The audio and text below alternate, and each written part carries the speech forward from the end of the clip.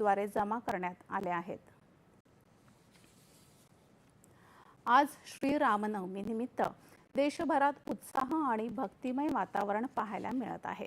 ठिकठिकाणी मंदिरांमध्ये विशेष पूजा, जन्मसोहळा आणि आरतीचं आयोजन करण्यात आलं आहे।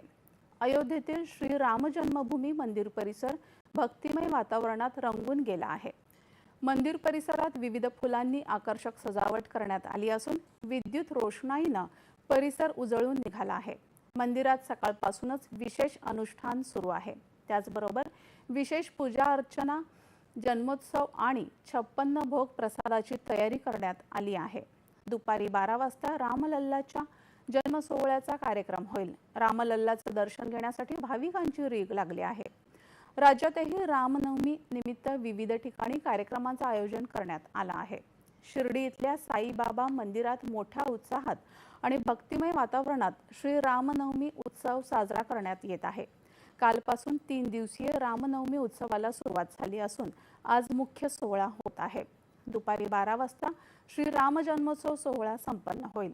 उत्सवाच्या पहिल्या दिवशी काकड आरती, नंतर मंदिर परिसरात साईबाबांची प्रतिमा, पोथी आणि वीणेची मिरवणूक काढण्यात आली।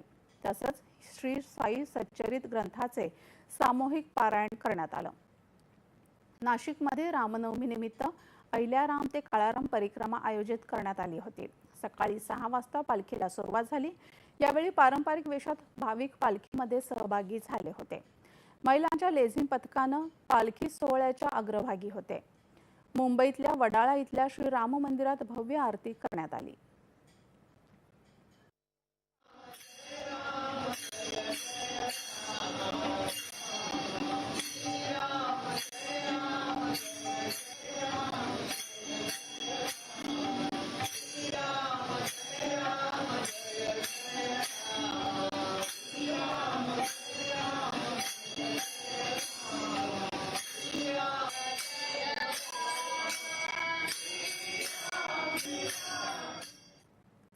राष्ट्रपती द्रौपदी मुर्मू आणि मुख्यमंत्री देवेंद्र फडणवीस, उपमुख्यमंत्री एकनाथ शिंदे आणि सुनेत्रा पवार यांनी श्री रामनवमी निमित्त नागरिकांना शुभेच्छा दिल्या आहेत।